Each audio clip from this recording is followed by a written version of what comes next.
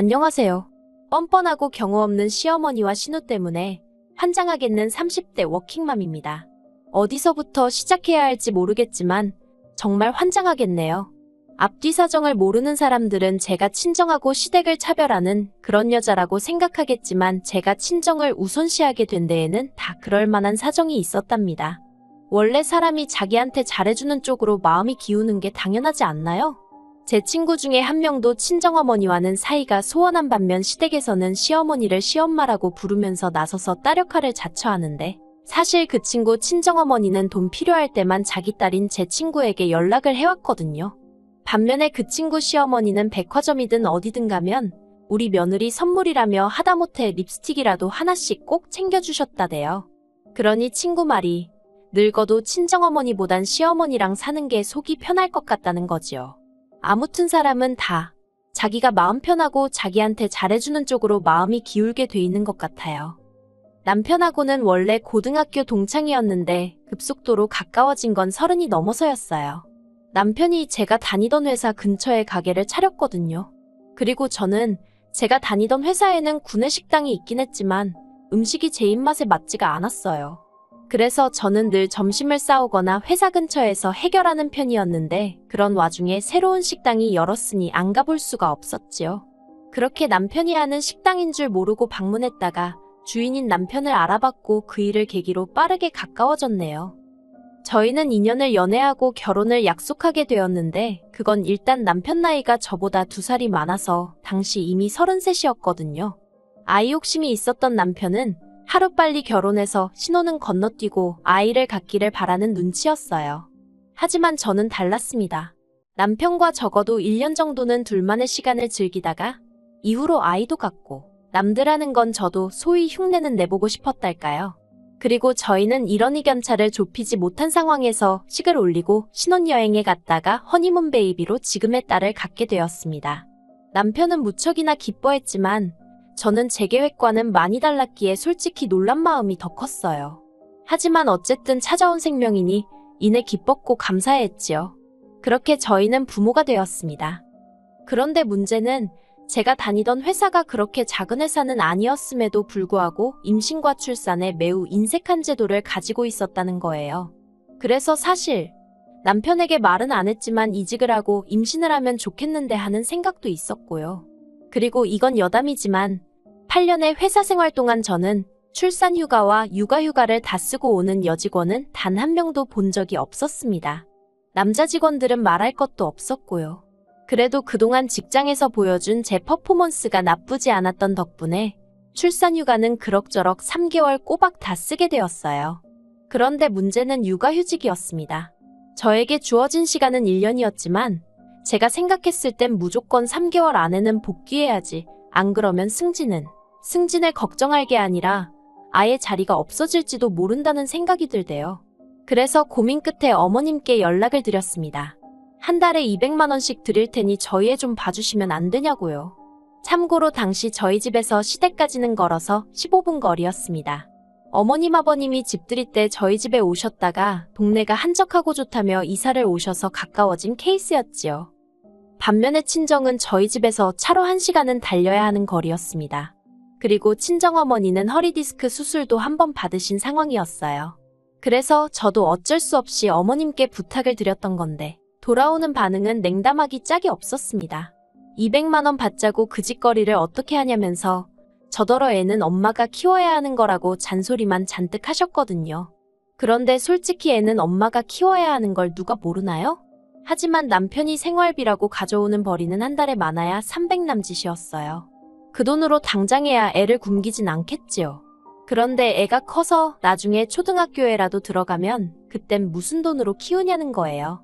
막말로 제가 애 키운다고 회사 때려쳤다가 다시 복귀한다고 하면 누가 저를 위해 자리 하나 비워놓고 기다리고 있는 것도 아니잖아요. 그래서 어떻게든 제 일자리를 사수해야겠다는 생각뿐이었네요. 하지만 어머님으로부터 매정한 거절을 당하고 이후로 저는 고민이 많았습니다. 친정어머니께 말씀을 드린다면 당연히 봐주신다 할 테니 더더욱 그쪽엔 아예 말을 꺼내지도 말아야겠다 싶었달까요. 그리고 이 갑갑한 속내를 털어놓을 곳이 마땅치 않아 여동생에게 하소연을 했습니다. 그런데 여동생이 선뜻 내가 봐줄까? 그러는 거예요. 일단 자기가 1년 정도 봐준다 생각하라면서 뒷일은 또 그때 생각하자며 저를 달래대요. 당시 제 여동생은 다니던 대학을 휴학하고 아르바이트를 하며 등록금을 벌고 있었어요. 이건 단순히 친정에 돈이 없어서가 아니라 친정아버지의 말씀을 따른 거였지요. 직접 돈을 벌어서 대학 등록금을 한번 내보면 저희가 얼마나 비싼 수업을 받고 있는지 실감이 날 거고 그러면 학업에 더 열중할 수 있을 거라면서요. 그리고 솔직히 저도 여동생과 마찬가지로 대학교를 다녔고 당시 휴학도 2번이나 해가며 아르바이트로 등록금 대부분을 마련했었는데요. 처음엔 그런 친정아버지의 엄한 교육 방식이 이해가 되질 않았지만 지금은 무척이나 감사하게 생각하고 있어요. 아무튼 그렇게 여동생에게 아이를 맡기고 저는 회사에 복귀했습니다. 회사에서는 말로는 뭐하러 이렇게 빨리 복귀를 했냐며 놀라는 눈치였지만 한편으론 상사가 흡족해하는 게 느껴지더라고요. 그래서 내가 옳은 선택을 했구나 싶었지요. 그리고 저는 복귀 후 6개월 만에 승진에 성공했습니다. 모든 게 여동생 덕분이란 생각이 들 만큼 정말 고마운 마음뿐이었어요. 그래서 작은 명품백을 하나 선물했네요. 그런데 제가 제 여동생에게 명품백 선물했단 소식을 들은 신우가 저에게 서운하다며 연락을 해왔어요. 황당하기도 하고 한편으론 그런 건 도대체 어떻게 안 건가 싶어서 제가 신우에게 단도직입적으로 누가 그러드냐고 물었습니다. 그랬더니 신우가 누구겠어 하더니 저희 남편이 그랬다는 거예요. 황당해서 그 길로 바로 남편에게 전화를 걸었습니다. 신우한테 그런 소리는 못하러 했어? 신우 오해하게. 오해할 게 뭐가 있어. 그냥 당신이 가족들한테 잘한다는 이야기를 한 거야. 당신 칭찬한 거라고. 그걸 누가 칭찬으로 듣겠어. 이제 친정하고 시댁하고 차별한단 소리 나오게 생겼네. 자기야, 다음부턴 그런 이야기는 하지 마. 그리고 이후로도 신우가 몇 번이고 왜 언니는 언니 동생만 챙기냐고 나는 남이냐고 투덜거려대는 통에 결국 견디다 못한 제가 제 여동생과 똑같은 가방을 하나 사줬습니다. 어차피 신우가 곧 대학 졸업을 앞두고 있었기에 겸사겸사 주는 선물인 셈치고요. 솔직히 돈이 아까웠는데 그래도 또 사주고 나니까 어머님 아버님도 저한테 잘했다면서 그런 게 윗사람 역할이라는 말도 안 되는 칭찬을 해주시대요. 그래서 그냥 이번에는 어쩔 수 없었지만 다음부터는 뭐가 됐던 간에 시부모님이든 신우든 귀에 안 들어가게 조심해야겠다. 그런 생각만 하고 말았지요. 그런데 남편이 또 기어이 일을 그르쳤습니다. 올해 초 회사와 연봉 협상을 했는데 생각보다 이야기가 잘 풀렸어요. 제가 기대하던 만큼은 아니었지만 그래도 여러 가지 상황을 고려했을 때 절대로 나쁜 조건이 아니었지요. 그리고 저는 평소에 저라면 연봉이 오른 만큼 저축을 생각한다던가 미래의 어떤 돌발 상황을 대비하기 위해 아껴두려고 들었을 텐데 어쩐 일인지 이번만큼은 뭐에 씌인 것 마냥 꼭 저를 위해서 쓰고 싶더라고요. 그래서 무엇을 할까 고민하다가 차를 새로 뽑아야겠다는 생각을 하게 되었습니다. 사실 원래도 타던 차가 없던 것은 아니에요. 심지어 그 차를 사고 1년도 안 돼서 식을 올렸기 때문에 앞으로 타려면 몇 년이든 더 탈 수 있는 상황이었지요. 그때도 뭔가 씌인 듯해서 사느라 전부 현금으로 샀었고요. 그런데 또 차를 사고 싶더라니까요. 그리고 남편과 상의 끝에 애도 있고 하니까 이참에 SUV를 뽑는 쪽으로 이야기가 됐어요. 솔직히 결혼 전이고 애가 없었다면 뚜껑 열리는 스포츠카로 딱 뽑고 싶은 마음이었는데 그게 뭐 말처럼 쉽나요? 그래 실용적인 걸로 사자 그렇게 된 거지요. 그리고 저는 타던 차를 여동생을 줘야겠다는 생각을 했습니다.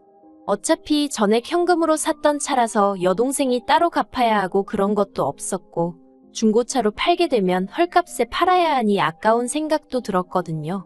그래서 남편에게도 지금 타는 차는 결혼 전 내 돈으로 내 능력으로 샀던 거 알지 않냐면서 그러니 처분도 내가 알아서 하겠다 했습니다. 남편도 그러라며 별 문제 없다고 했고요. 그런데 문제는 남편이 어머님과 통화하는 과정에서 이 이야기를 한 모양이었어요. 제가 연봉이 올라서 차를 사기로 했고 타던 차는 처제를 줄지 팔아버릴지 제가 고민하고 있다는 식으로요. 제가 남편더러 뭐 한다고 시댁에다 그런 이야기를 미주알고주알 다 했냐고 하니까 자기 딴에는 자기 와이프 그러니까 저 말이에요. 능력 있다고 자랑한 거래요. 아기는 없었다면서 미안하다고 어쩔 줄 몰라 하는 남편한테 성질을 낼 수도 없고 하지만 솔직히 여러 가지로 상황이 번거로워졌습니다. 어머님께서 저한테 연락을 해오셨거든요. 하시는 말씀이 타던 차는 사돈 처녀 주지 말고 시누이 주라대요. 솔직히 좀 황당했어요. 뜬금없이 왜 시누 이야기가 나오는 건가 해서요. 그래서 제가 왜 시누를 주냐고 누군가를 주게 되면 제 여동생 줄 거라고 딱 잘라 말씀드렸습니다. 동생이 안 받겠다고 하면 팔 거고요 하고 덧붙이니 그걸 왜 제 마음대로 제 멋대로 정하느냐고 어머님이 펄쩍 뛰시대요. 통화를 하면 할수록 짜증만 나는 상황이었습니다. 솔직히 제가 차 살 때 어머님이 1,000원짜리 한 장 보태주신 것도 아니면서 어째서 저한테 이래라 저래라 하시는 건지 그리고 왜 제가 그 말을 따를 거라고 생각하시는 건지 여러 가지로 이해가 되질 않았지요. 그리고 솔직히 확신이 없어서 남편을 비롯한 그 누구한테도 말은 안 했지만 시부모님도 차가 없으셨거든요.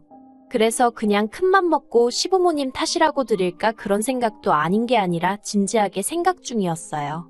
그런데 어머님이 먼저 전화해서 이래라 저래라 하시니까 그런 마음은 온데간데 없이 싹 사라지대요. 어머님은 저에게 제 차는 신어주는 걸로 알고 있겠다는 억지를 쓰시며 제 확답을 받으려 하셨고 그런 어머님께 지친 제가 적당히 좀 하시라고 안 된다고 나름대로 매몰차게 대꾸하고 전화를 끊어버렸습니다. 그러자 어머님이 남편에게 전화를 해서 뭐라고 하신 건지 남편한테도 전화가 오기 시작했어요. 계속 무시하다가 그만하라고 한마디 하려고 전화를 받았는데 남편이 한껏 신이 나선 헛소리를 하대요. 저더러 하는 말이 처제 생각이 제일 중요한 거 아니겠냐면서 그래서 자기가 처제한테 그러니까 제 여동생한테 전화를 해서 물어봤답니다. 그러니까 제 동생은 차를 받으면 좋기야 하겠지만 자기가 지금 아르바이트 하면서 용돈 벌고 학비 벌고 그러는데 차를 어떻게 유지하겠냐면서 안 받아도 괜찮다고 했나 봐요. 그래서 남편이 그러면 차는 자기 여동생이 받아도 되겠냐고 제 여동생한테 물어봤더니 그러라고 했다나요? 그 이야기를 듣는데 정말이지 어머님도 그렇고 남편도 그렇고 다들 제정신인가 싶더라고요. 그래서 제가 차 아무도 안 줄 거고 막말로 두 대 놓고 내가 기분 따라 번갈아 가며 타면 그만이라고 그러니 김칫국 좀 적당히 마시라 했습니다. 그러자 이번엔 남편이 자기 체면이 어떻고 하면서 저더러 신우가 남이냐입니다. 처제한테는 매번 돈 아까운 줄 모르고 퍼주기 바쁘면서 제가 자기 여동생 그러니까 신우한테는 너무 야박하대요. 어이가 없어서 친정에서 나한테 써주는 마음 씀씀이랑 시댁에서 나한테 써주는 마음 씀씀이는 같냐고 되물었습니다. 뭐든지 오는 만큼 가는 법인 거 몰랐냐는 말과 함께 말이에요. 그리고 이 이야기는 아니나 다를까 다시 어머님 귀에 들어갔고 집안은 난리가 났어요. 어머님이 저더러 내가 너한테 못해준 게 뭐가 있냐 하시면서 저더러 그까짓 중고차 한 대 가지고 아주 집안을 쑥대밭을 만든다고 유세도 보통 유세가 아니라며 한껏 빈정대셨거든요. 하지만 저도 억울한 게 남편만 조용히 입 다물고 있었다면 애시당초 이렇게 커질 일이 아니었습니다. 오히려 결국 일이 순리대로 풀려서 제 동생이나 시부모님이 제 차를 갖게 되었을 거고 그렇게 서로서로 기분 좋게 마무리되었을 거예요. 하지만 제가 이런 상황 속에서 무엇보다 실망을 했던 건 남편이 보여준 태도 때문이었습니다. 남편은 저에게 미안해하는 것 같으면서도 계속해서 어머님과 신우 편에 서서 제가 마음을 바꿨으면 하는 기색을 내보였거든요. 자기 여동생이 나이가 28살인데 직장도 없는데 차까지 없으면 솔직히 남들이 보기에 얼마나 한심해 보이겠냐는 말도 안 되는 변명을 해가면서까지 어떻게든 제 차를 자기 여동생에게 주고 싶어하는 마음이 너무 꼴보기 싫었습니다. 신우는 대학을 졸업한 뒤 공무원 시험을 준비하고 있다는 핑계로 몇 년째 백수 생활을 이어가고 있었어요. 그런 신우에게 차 한 대 가지고 있다는 사실이 남들 눈에 얼마나 대단해 보일지 솔직히 제가 신우라면 있는 차도 없는 척하는 게 차라리 마음이 편했을 것 같은데 말이에요. 하지만 신우가 자기 인생 자기가 알아서 사는 거니 제가 그런 걸 가지고 올래만에 그런 소리는 안 하겠습니다.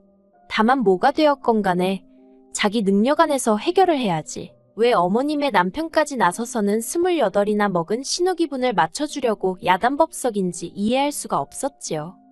게다가 신우는 자기가 이미 주변 사람들한테 새언니가 차를 준다고 했다며 자랑을 다 해놨는데 이를 어쩌냐면서 제 앞에서 눈물을 보였어요.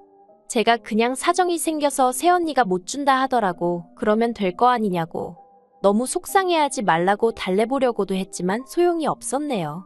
울고 짜며 나이값도 못하더라고요. 결국 참다 못한 제가 남편한테 애만 아니면 정말 이혼했으면 좋겠다고 해버렸어요. 어쩌면 사람이 그렇게 생각이 짧고 경솔할 수가 있냐고. 지금 이 꼬라지 좀 보라고요. 그리고 남편도 다행이라고 해야 할지 시간이 갈수록 신우가 하는 짓을 보고는 처제 그러니까 제 동생이랑 왜 저렇게 다른가 싶더랍니다. 처제가 나이가 더 어린데 왜 내 여동생이 더 철딱서니 없이 저럴까 한심하단 생각이 들었다나요. 그리고 시어머니가 저한테는 씨알도 안 먹히니까 하루에 3번, 4번씩 남편한테 전화해서 저 좀 설득 좀 하라고 보채셨나 봐요. 그러니 남편도 처음엔 어머님하고 신우 편을 들었는데 갈수록 이건 아니다 싶더랍니다. 그러면서 저한테 자기가 경솔했다고 미안하다고 먼저 숙이고 들어오더라고요. 그간 시댁 식구들 때문에 제가 서운했을 거는 자기가 미처 생각을 못했다나요. 갑작스러운 남편의 사과에 솔직히 조금 황당하긴 했지만 그래도 자기 딴에는 어떻게든 상황을 수습해보려는 것 같아서 당분간은 없던 일처럼 지내보려고요. 그리고 그 일로 신우는 자기 입으로 말하길 저한테 대박 실망했다면서 저랑 당분간 안 보고 살고 싶다대요. 고마워요, 아가씨.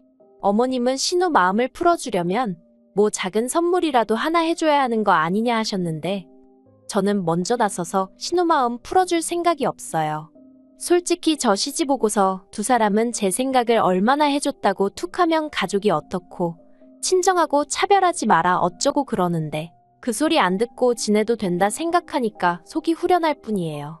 물론 어머님이나 신우나 뭐 평생 안 보고 살 수는 없을 테니 내버려두면 언젠간 순리대로 되겠지요. 그래도 그날이 올 때까지 저는 그냥 제 마음 헤아려주고 저를 위해주는 사람들하고 잘 지낼 생각입니다.